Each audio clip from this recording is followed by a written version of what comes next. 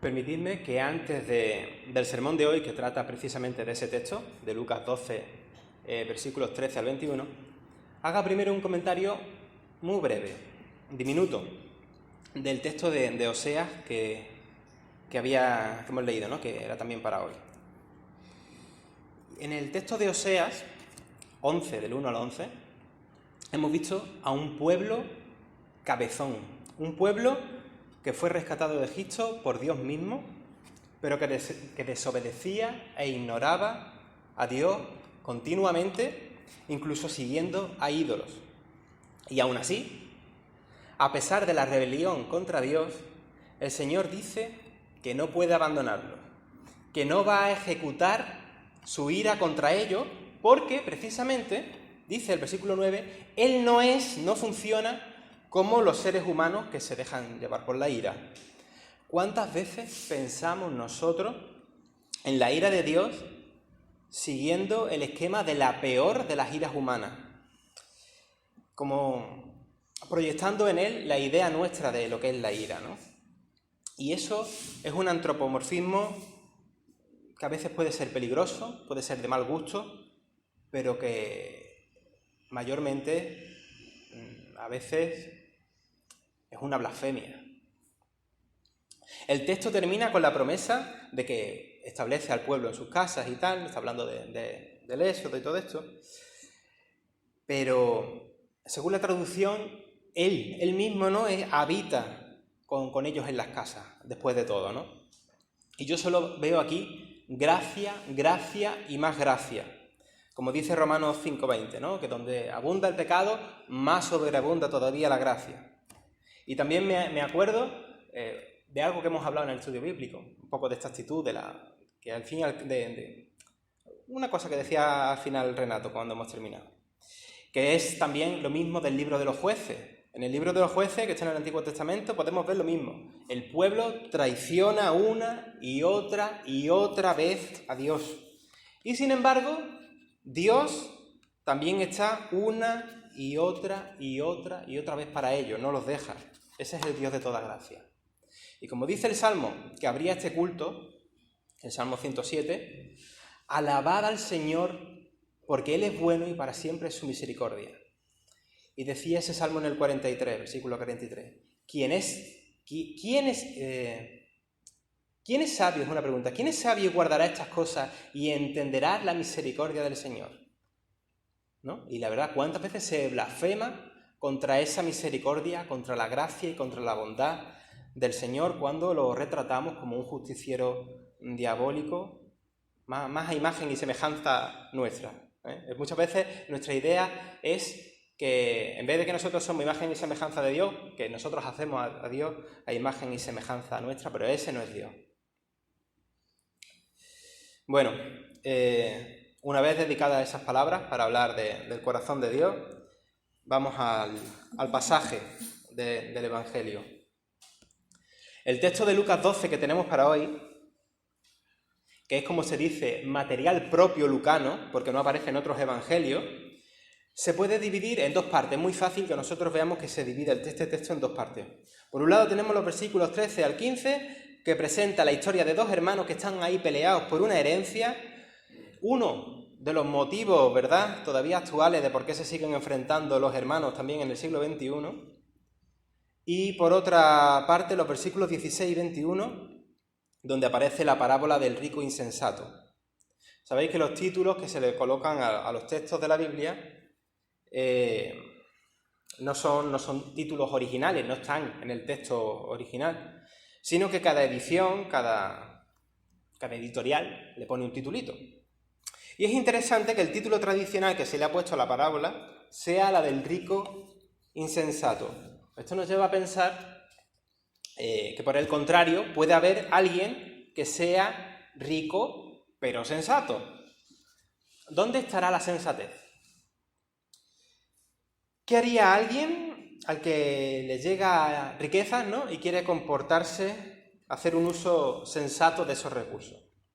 Bueno, el Evangelio de Lucas, yo creo que lo sabemos todos, es el que más habla del tema de la pobreza, el tema de la riqueza, y lo que es el que más acentúa, pues, la ayuda a los necesitados. Este evangelio es el que más machaca todo esto.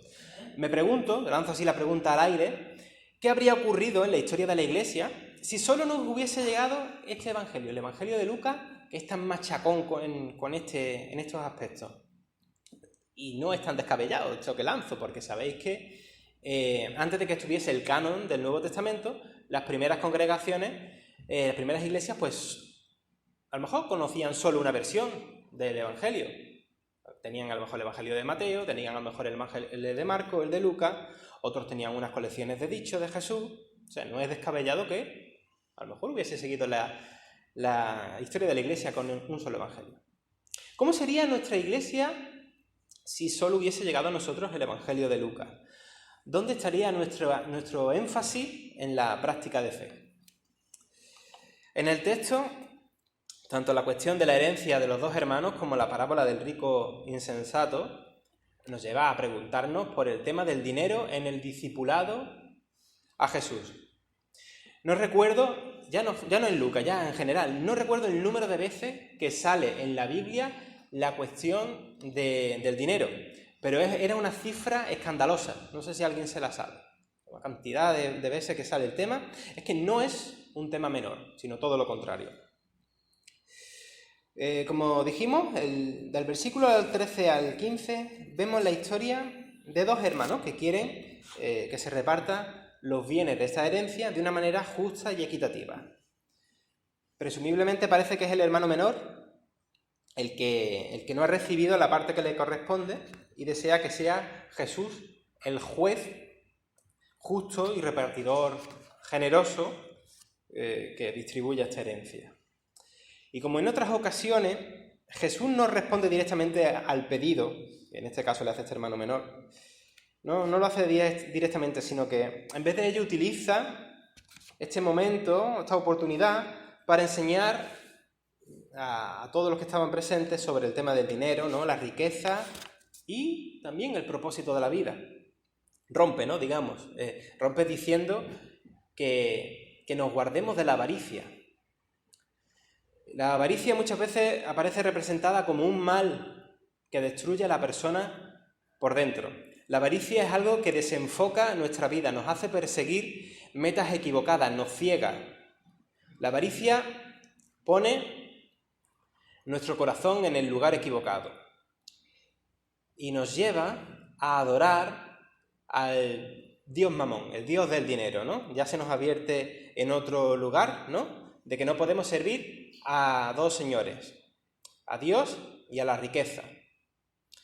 Hace poco veía en internet, creo que era esta semana incluso, ¿no?, una discusión muy típica. Es la de... Hay círculos cristianos donde se dice que un cristiano pues no puede comprar lotería, porque esto es como un pecado muy grave, y otros donde ni siquiera se les ocurriría pues que hubiese pecado en el gesto de comprar un boleto de lotería. Jesús nos invita a que reflexionemos sobre las motivaciones del corazón. ¿Dependemos totalmente de Dios en todas las áreas de nuestras vidas?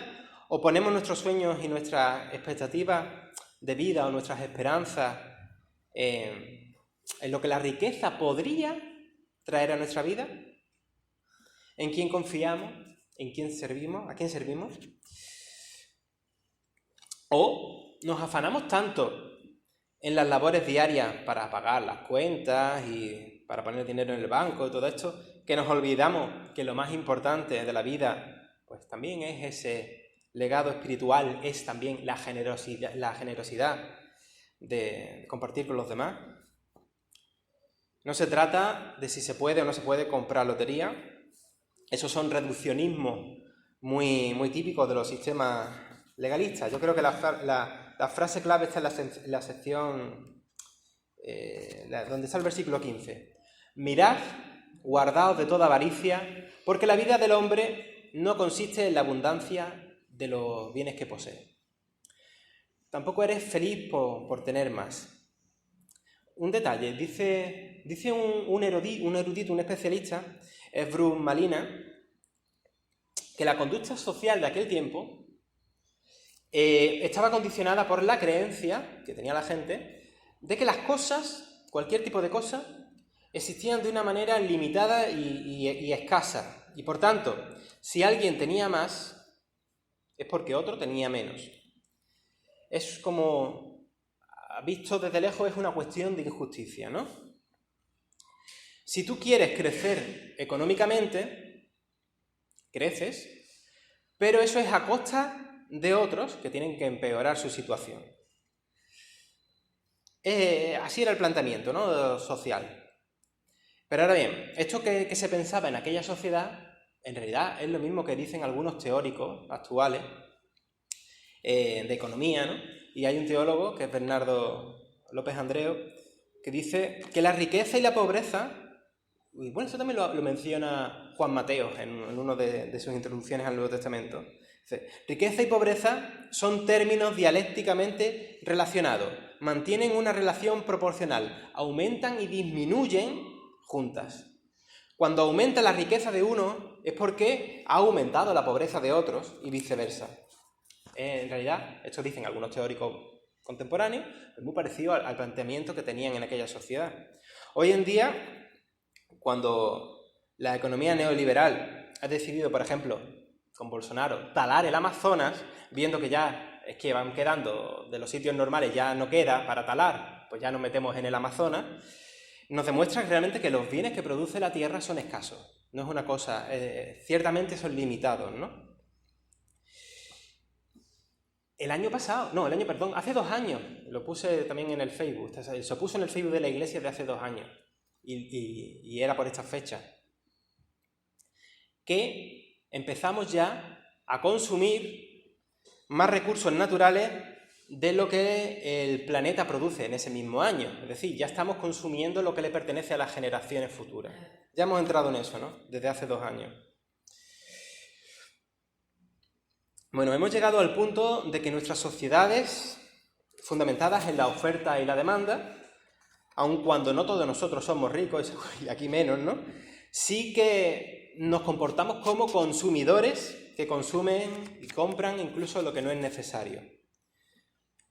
Es posible que, aunque a lo mejor directamente nuestro ídolo no es el dinero, no son las riquezas, de una manera así muy explícita, tal vez, pero el consumo irresponsable nos desapega de la voluntad de Dios. Y no quisiera hablar de las situaciones injustas, de los sueldos miserables, de la nueva esclavitud que existe hoy en día en países, por ejemplo, como Asia, ¿verdad?, donde, pues, empresas, no tanto de marca, ¿no?, empresas de ropa, tanto de marca de prestigio como otras que son marcas blancas, se hacen allí. Y por un salario que es una porquería y en unas condiciones para esas personas que es nefasta. Y cuando esas personas reclaman sus derechos y les van a dar, ciertamente, por lo que sea, se les da esos derechos, luego se les recortan de otro lado para que la situación se les mantenga igual de precaria. O, por ejemplo, lo mismo con donde se producen los teléfonos móviles, o no recuerdo qué país de África, ¿no?, donde se extrae de las minas para hacer el chip de los teléfonos móviles, en fin, que todo es machacas a ciertas personas para que nosotros gocemos de una serie de bienes. Podríamos pasar la mañana poniendo ejemplos. Bueno, la palabra traducida por avaricia en el original griego es pleonexia, ¿no, Renato? Pleonexia. Y puede definirse como codicia y deseo obsesivo de poseer más. Y el espíritu de este mundo, de nuestro siglo, nos lleva precisamente a eso. Vivimos en la era de la publicidad, donde alimentan nuestro deseo con un montón de productos que ni siquiera nos hacen falta, y creando muchas veces falsas necesidades en nosotros. Por lo menos muchas veces conmigo lo consiguen. Me ofertan algo que no necesito y digo, anda, mira qué chulo, y lo quiero tener. A lo mejor lo tenemos más difícil ahora que en aquellos tiempos, o a lo mejor es lo mismo, pero con matices distintos. Lo que sí sé es que el Evangelio tiene muchísimo que decir en la situación actual que vivimos nosotros. En la parábola que Jesús pone, aquí, habla de los muchos bienes que el rico acapara para sí. Bienes que no comparte, bienes que dice que solamente los vas almacenando. Quizá más que nunca en nuestras sociedades hay mucha más gente que tiene cosas por tener. Una de mis tentaciones personales tiene que ver con el coleccionismo de cosas que no me hacen falta. Cosas que no sirven.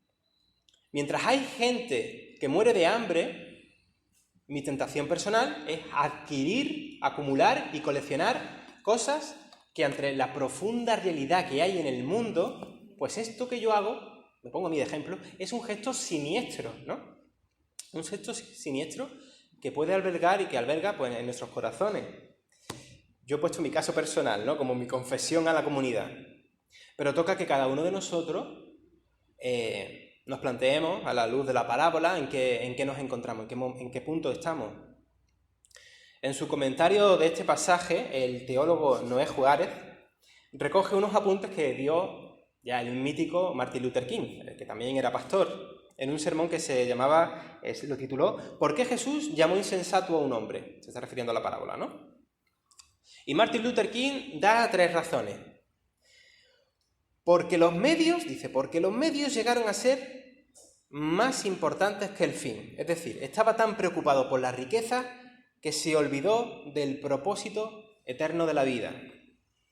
Punto número 2, según Martin Luther King.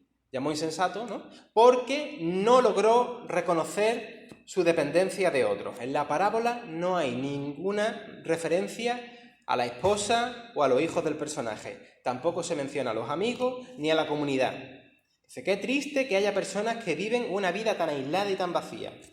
Y 3, según Martin Luther King, porque no logró reconocer su dependencia de Dios. Las riquezas pueden distraernos del enfoque real de la vida y de la confianza plena en Dios, que es Yahvé proveerá, ¿no? Como Génesis 22, 14.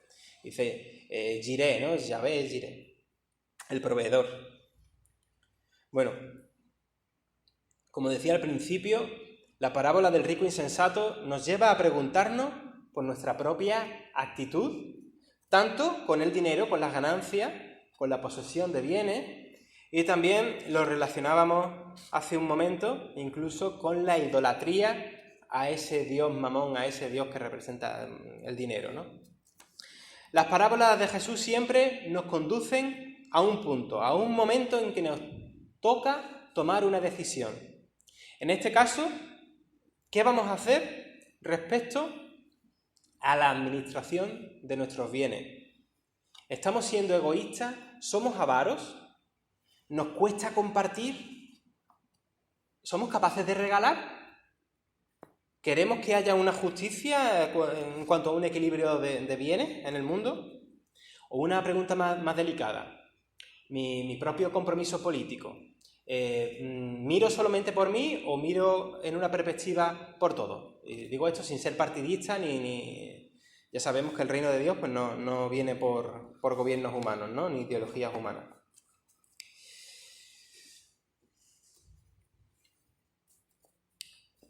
Bueno, y el fin del ser humano no es adquirir riqueza. Y hay que tener mucho cuidado con esto. Y nosotros los evangélicos.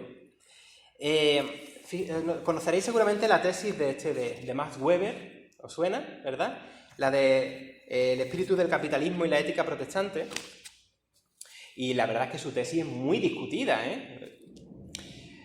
Pero señala a este hombre, este sociólogo, que determinado tipo de calvinismo puritano, muy cercano a nosotros en parte, entendía la posesión de bienes materiales, como bendiciones de Dios. Y cuanto más se tiene, pues esto era una forma de demostrar la bendición divina. De momento que de ahí, según su teoría y tal, pues nace el capitalismo y todo eso. De que no hay límites, ¿no? Cuanto más tiene, pues que Dios me está bendiciendo y tal, y todo es bien y todo es genial. Y esto hizo, según este hombre, ¿vale? Que ya te digo que es una tesis muy discutida, pero hizo que las colonias puritanas de Estados Unidos creciese en una ambición egoísta que se amparaba en la espiritualidad evangélica. Es decir, justifica la ambición y el tener más que a la práctica lleva al desequilibrio social, como si eso fuese la voluntad de Dios. Si esta tesis de Weber, o como lo pone este hombre, es verdad, si esto es así, en la práctica es así. Esto es una aberración. Con el texto de hoy quedamos desafiados a examinar lo profundo de nuestro ser, de nuestra actitud respecto al dinero y de la propiedad, que evaluemos si actuamos como insensatos o como sensatos. En el caso de ser sensatos, ¿qué debemos hacer? Bueno, pues es una pregunta que cada uno tiene que responder solo, ¿no? Digamos, ante el Señor. Muy probablemente la respuesta esté relacionada con tener que compartir, con prestar ayuda, ¿no? Con dar al que lo necesita o con apoyar alguna causa justa que esté en sintonía con el proyecto del reino de Dios. Los falsos maestros, esos cantamañanas del Evangelio de la prosperidad, sabemos que pueden ser muy persuasivos y yo no sé si incluso a lo mejor alguno de vosotros alguna vez pues ha estado tentado, confundido por alguno de estos predicadores famosos. Pero este tipo de mensajes de estos predicadores y tal, aquí y en otros muchos textos como este, y en el Evangelio de Lucas en general, pero no solamente en Lucas, encuentran un enorme no. Las cosas no son así. Si el mandamiento que predomina es amar a Dios con todo nuestro corazón, con todo nuestro ser, ¿no? Y al prójimo como a nosotros mismos, si el mismo Jesús nos pide que nos amemos como Él nos ama, entonces nuestros bienes, nuestro dinero, que también nos duele, ¿verdad?, pues no puede ser atesorado como un fin en sí mismo. La parábola tiene un broche genial como cierre, ¿no? En otras palabras, a ver, tontorrón, ¿de qué te sirve todo lo que has guardado si esta noche mueres, ¿no? Me imagino que para el próximo domingo tenemos el texto que viene a continuación, el texto que le sigue, que no os afanéis por la vida, que comeréis, que vestiréis y todo esto. Como veis, sigue el tema de la provisión, sigue el tema de la pertenencia. Este evangelio pues redunda en todo esto. Yo espero que el Señor trabaje en nuestro ser, en mí tiene que trabajar bastante, como ya he puesto el ejemplo, ¿no? Y nos dé esa sensibilidad para actuar en consecuencia. Esta es la reflexión.